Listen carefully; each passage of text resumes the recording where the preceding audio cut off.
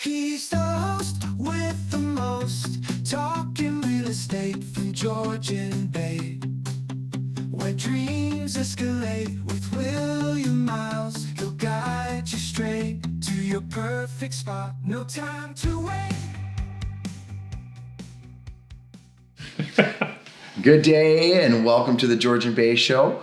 I'm here today with Mark Van Dam, who's with Images by Van Dam.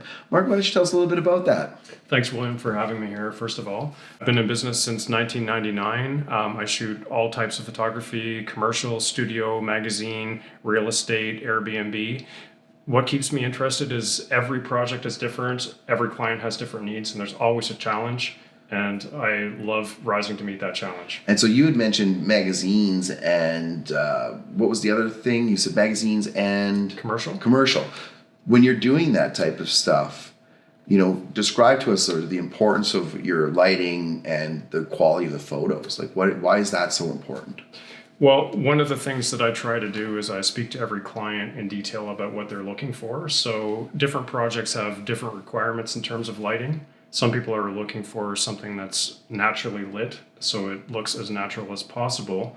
But what artificial lighting can do is make something that is not real actually look realistic. For example, the human eye has a much higher capacity to see dark into like deep shadows and highlights than a camera can. So sometimes, ironically, when we're adding a whole bunch of light, we're actually trying to replicate that natural look. Like the sun with the shade and... Exactly. So sometimes the importance of lighting is just to make the camera see what we see. Sometimes it's to add dynamic contrast and dynamic lighting as well. So it all depends on what that client is looking for and what their end goal is. Well, let's throw it back to real estate then. Sure. What do you think, as far as real estate goes, is the importance of having quality photos compared to, say, off-angle iPhone photos? Not that I take off-angle, but... I think everybody takes off-angle photos, and that was a trend for a long time. For real estate, I think the most important part is being honest about what you're representing. Your clients are going to respect you for that, and they're going to be much happier when they come into the property if what they see is closely resembles what actually is there on the property. So things that as a professional photographer that you can do, again, it's adding extra light. Sometimes it's combining multiple exposures and using special software to replicate what the human eye is going to see. So you're actually putting a lot into the preparation of that photo, but the end result often is that you're trying to recreate what's there so that the eye sees it the same. Yeah.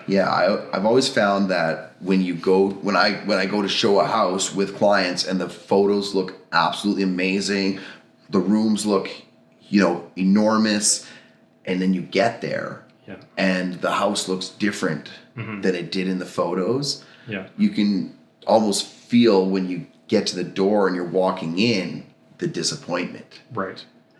And when you've got disappointed people that are looking, immediately they're turning the other way. Exactly. They're going, this is not what was advertised, so let's go to the next house. Exactly. And so I agree that is very important. We want people to know that there's an honesty in what we're showing them. Exactly. When you see a purple sky above a house, probably it's been edited. Exactly. Because it's pretty tough to get to a house at that time to get that exposure. Exactly. So They've been playing around in Photoshop. For sure. And that's one of the great things about the Realtor.ca website.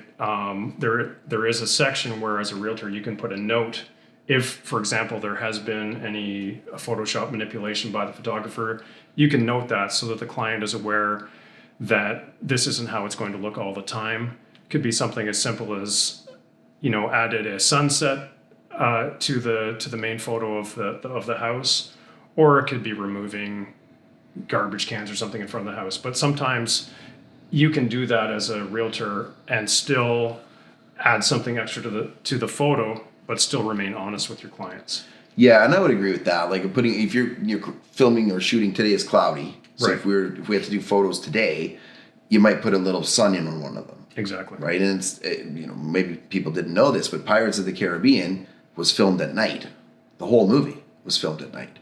Because I'm believing it was filmed in Hawaii. It's so hard in Hawaii to control the clouds, and anywhere really. But the clouds, because of the islands and the way they are, the clouds would come, cover up the sun, they'd lose their light. Then the light was always shifting. So what they did is they set up lights and they filmed the whole thing at night so that they could control every aspect of the light to make it look like the daytime. Yeah. But it was all filmed at night. So it's really interesting in that sense, like you said, because you can still show an honesty in just showing what it would be. Right. In that sort of situation. Right. But when you get into these sort of wide angle lenses and the room is really, 4 feet by 8 feet, but it looks like it's 12 feet by 18 feet. Exactly. You definitely get disappointed. Right. And it's really hard for somebody to see that. Yes. After they have this expectation. Yeah, I completely agreed with that. Right? Yeah. So that's why we don't use wide angle lenses when we're doing our shoots for the houses and actually we're in one of my listings right now. So this one was just taking the photos last week and we put it live today. So here we are. And I'm glad we're able to get out here and do this. Likewise. And it's a beautiful home. You should definitely check it out. Yeah, definitely check it out. Give me a call. Why don't you tell us a little bit about the, say, most interesting things you've got to see or go. Like, I know, for example, because going in the backcountry camping, you see things that most people don't see because it takes a lot of effort to get there. How about tell us about the most interesting place you've gone to with the intent of taking some cool photos that people wouldn't get to see? Most interesting place. That's something I'll have to think about. Off the top of my head, I can think of some of the most interesting things I've seen on real estate assignments that I've done. I saw one house, it had its own private airport. I mean, most houses do have their own private airport, right? You've never, one or two maybe. Another helicopter pads. I've seen some helicopter pads too. Yeah. Yep. Private lakes. Oh yeah, I've seen some private lakes. That's which is one of the strangest things that I ever saw. It was a hot tub in the middle of a house, and the ceiling was all this strange sort of metallic mirrored surface that looked kind of like the inside of an oyster shell. Okay. And then there was long shag carpet all over the floor and up the sides of the hot tub. And just the smell when you walked in was as bad as you can imagine. Right? Like very creative. Chlorine smell and stuck in the black mold. Black mold, yeah. Well, there's no ugh. Yeah. Ugh. But in terms of the most amazing things that I've planned on photographing, I'd actually say probably the most amazing things are the unplanned things that have happened. Right. Shot a wedding, for example, once. It was a beautiful day, but there was an approaching storm. This was in Aurelia. And all of a sudden, it wasn't a tornado, but like the winds were probably at least 100 came through with torrential rain, and we had nowhere to go. I was out there with the wedding party. They all had umbrellas. The wind was so strong, all the umbrellas were inverted. Oh my goodness. And people's clothes were like flying all in flying like crazy in the wind, and it made for the most amazing photographs and completely unexpected. That's cool. You never know what you're going to find. That reminds me of my wedding, actually. We had there was a torrential downpour on the way out, and we had planned an outdoor wedding. And I got a call. Yeah. An executive decision had been made from the maid of honor that the rain was too much and we were going to move the wedding into the venue. Wow. So because the speakers for the DJ, the chairs, the guests, and it was torrential. Like it washed out the driveway going down to the parking lot to get into this place. That's how bad it was. Wow. So I didn't know because, of course, I was with all of the groomsmen and we were getting ready to head there, and that decision got made. So when I got there, I was told of the decision, and I said, no, here's some towels, boys. Go dry the chairs. My groomsmen grabbed a bunch of towels. Yeah. We got from the venue umbrellas. So my groomsmen all went out, cleaned everything, dried up all the chairs. They were handing out umbrellas to the guests that were going outside. When the maid of honor found out that I had vetoed her decision, she came and said, "What are you doing? Everybody's going to get wet out there." And I said, "That's a risk I'm willing to take." the photos of the event, the way the photographers took the pictures, you can see drops of rain beside people's faces, the way they zoomed in and the focus of them. There's drops of rain in the pictures. Yeah. We wouldn't have had that if we would have went inside. Exactly. And it was, like you said, it was just spontaneous. We're not doing this. We're going to do this. Now, my DJ wasn't too pleased with I can imagine. taking their, giant speakers outside. Yeah. They did it, though. They did it. They brought them back out. And the rain was only, after that point, was light. Nice. So the photos came out really cool. And nobody really got too wet. And before it rained, it was hot.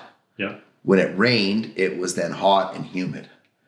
So I can only imagine if we were inside where we were having dinner trying to do the whole ceremony. Yeah. Everybody would have been sitting there Yeah, going like exactly. this, because it was hot, but it was just the stickiness of all the rain and the heat and steam. And so it was really quite the experience. And then That's seeing amazing. the photos after. Yeah. Yeah. So that, Yeah. like you said, it wouldn't happen if the decisions. Exactly. Yeah. Well, you got to follow your heart like you did. Absolutely. It turned out perfectly. It did. And you know what? Everybody was happy. Even the people inside after when we were eating dinner, they were like, glad it was outside. A little bit of rain, but it was nice. The weather was cool. It wasn't, it's June, right? So Yeah. you kind of go get pretty hot in June. For sure. Do a little stuffy. So the people really, I feel like they enjoyed it, but this was 13 years ago. So Well, as long as they were still friends with you afterwards. yeah, Probably means that they I think they probably had a good time, And to be fair, it was a fun time. Yeah. And but it's interesting. And speaking of photography, at weddings, you do photography, wedding photography. How long do you stay into the dance party? Do you stay all night, or do you look? You gotta listen. I take 10 photos of the dance. Everybody knows you're dancing, and then I'm going home. What's the deal there? There's been an evolution. When I first started, I didn't set a time limit, and I had started this one wedding around noon, and then it was 3 a.m, and they just wanted more and more photos, which I was happy to take at the time. And I think I got out of there around 4 a.m. And after that, I said, I've got to put something in my contract where there's a finite amount of time. So it all depends on what my clients are looking for. Okay, yeah. Typically, it's anywhere from 45 minutes, to 3 hours now. So Yeah. and after that point, you probably don't want photographs of a lot of your family and friends because they're at a not wedding. Yeah, exactly. They're at a wedding. A lot of weddings have open bars or cash recovery bars where the booze can get inexpensive or it's just free. Yeah. And so people will tend to imbue because they're having a good time at a fantastic function. Exactly. And probably we don't need those pictures at 2:00 in the morning. Yeah. After a certain point, they've done everything crazy that they're going to do, and then it's all downhill from there. That's it. And I find, and actually our photographer said the same thing to us was, I'll stay till 12:30. Yeah. Or whatever, midnight, whatever, 11:30, whatever time it was, because the dance part of it's starting at 9:00. Once we have an hour and a half of photos of that, there's nothing else we're going to need. Yeah. Unless you're looking for evidence. Yeah, that's a good way of putting it. Right? Yeah, exactly. So, the night's going to continue on. I mean, I think we actually left before the photographer did anyways. Yeah. You got the whole day of the wedding and everything. You're tired. You don't eat. The speeches are happening. You've been married, so it's like everybody else is eating and you're standing there. Thanks everybody for coming as my food's getting cold, and I'm so pleased to see you all, and you really are. And at that point, you're so excited, and really you're not very hungry, anyways. Yeah. So then we left early to go back to the hotel to order food. Like, everybody have fun tonight. Bye. Yeah, exactly. We're going back to have some dinner now and get some sleep. So give us your 3 best tips on taking good photos. 3 best tips. I'd say the number 1 tip is to break the rules. Typically, there have been sort of standard rules for photography, like the rule of thirds, the Sunny 16 rule. What's the Sunny 16 rule? Back in the day when you had to calculate your exposure, it was a calculation, I think, of the film speed when you're actually not shooting digital over 16, I believe. So it's a forgotten rule, basically. Forgotten rule is the Nobody's division, using whatever that. you divide it by is what your aperture is going to be. I gotcha. Okay, so stuff that nobody's using anymore unless you're into it. I could be wrong on that, and if I am, Now, do you still have these old style cameras where you would put the film in and you would do the exposures? Do you still use that kind of stuff? I don't. I did for a while. I did have a collection. I used to pick up, cool looking cameras at garage sales and stuff like that. And then I reached a point where they were just sitting on a shelf, and I wanted them to go to someone who was actually going to use them or put them on their own shelf. You're like, I'm tired of these on my shelf, Yeah. not being used. But there was one really cool one. It was the Polaroid SX70 camera, which was designed to take a special type of film called Polaroid Time Zero film. And that was actually manufactured in such a way that it, not on purpose, but there was a mistake made in the chemistry so that the emulsion didn't set properly at first. So what you were able to do is, with a typical Polaroid, after you wait a minute, you peel off the film and then your picture would develop. But with this film, that image would not be set. And you could take something like the end of a pen cap, like something plastic and not really sharp, and you could actually swirl that image around and make it look like a painting. Interesting. And so do you have this camera? I used to have a bunch of them. Okay. But I sold those, and they're very valuable now.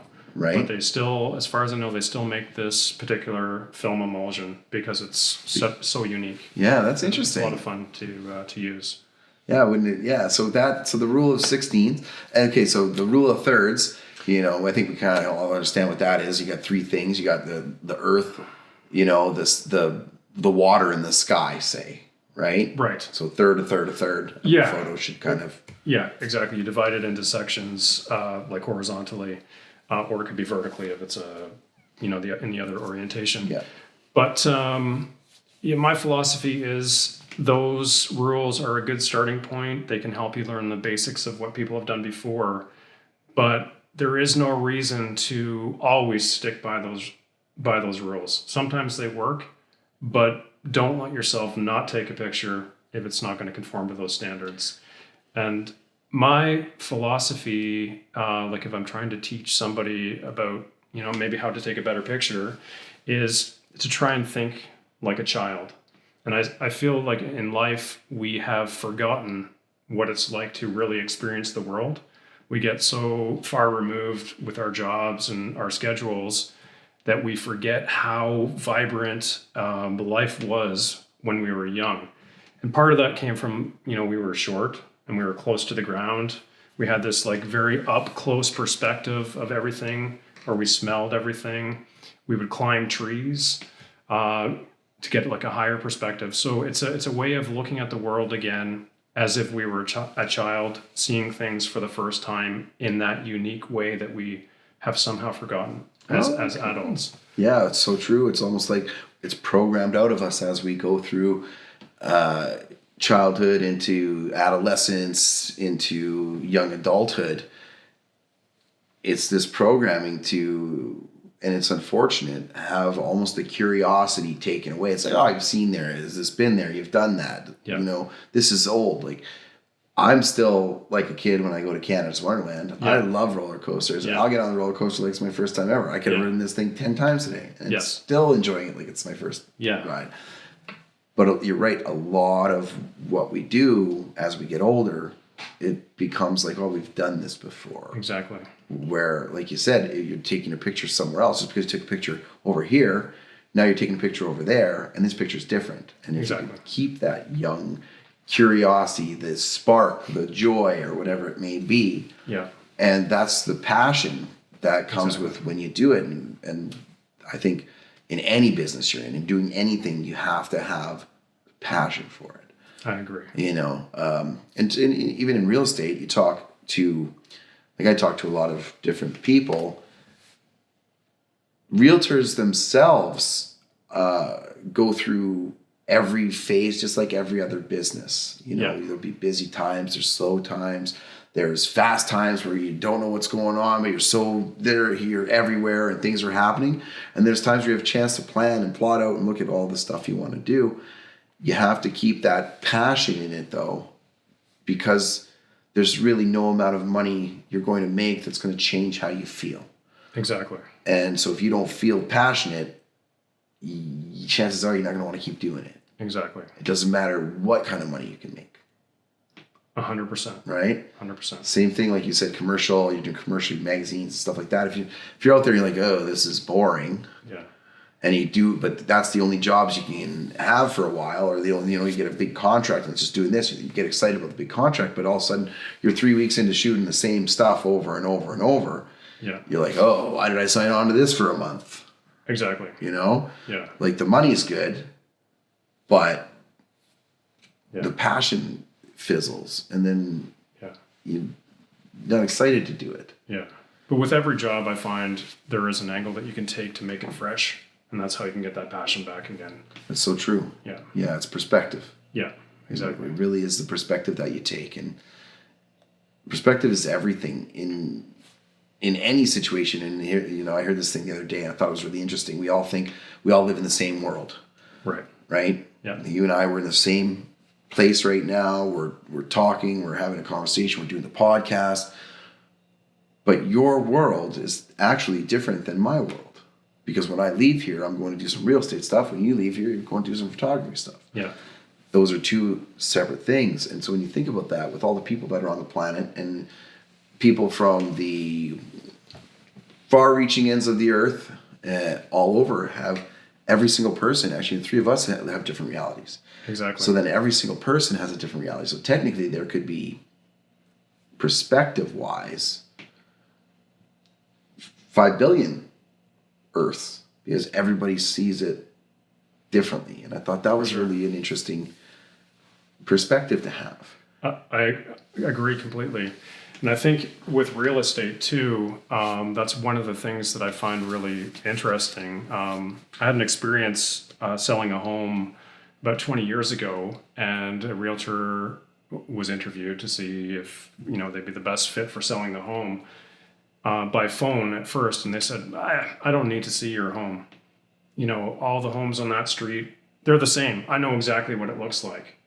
And to me, that was such a turnoff, because even if homes look similar physically to the owners, that's where they've raised their family. That's where that's where their life happens. It's the personal connection to it. Exactly. Yeah. And that's the thing that you realize when you photograph homes too, is lives have been lived here. People have gone through childhood and teenage years and fallen in love, fallen out of love.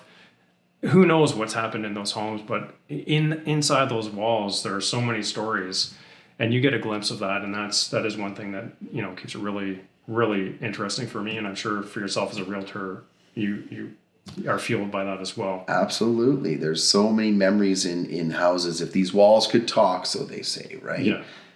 The stories they would tell, and the things that we've forgotten about, the memories that we've been through there, the stories, and everybody's home that they've lived in, raised their children in, grown up in, all those things, they become their sanctum, their safe space, their castles, if you will. Yeah. And sometimes when you're dealing with those things, it's a lot of the emotions come through. For sure. And it can make things a little more difficult for people, or it can make them believe that, well, this is my castle. Yeah. So it's worth what a castle should be worth. Right. It's the castle to you, but it might not be the person who's looking to buy its castle. Right. It might be the person who's looking to buy its first time house they're purchasing, and they're living there for 5 years only. And so it's not going to be their castle. It's going to be where they start. But for somebody who has maybe gone through and raised their family, that was the different perspective on the home. So you see it all the time. For sure. And everybody's got different thoughts, and everybody's got a different process, the way they look and do those things. Yeah. And like you said, when that realtor says to you over the phone, I don't need to see it, I know what it's worth, immediately as a homeowner, you go, well, but I changed the countertops. Yeah. I renovated this bathroom. I put new tile in. I've done a new bathtub, new toilets, new vanity. Yeah. I know that you think that the one that sold down the street looks like the one because the same builder built all of them in this neighborhood, so they have the same maybe structure or layout, but maybe what that person didn't realize without seeing it is that you moved a wall. Right. You've been there for 15 years. You know, you added this, you did that, you've upgraded this, and all of a sudden now it's not the same as every other house on the street. Yeah.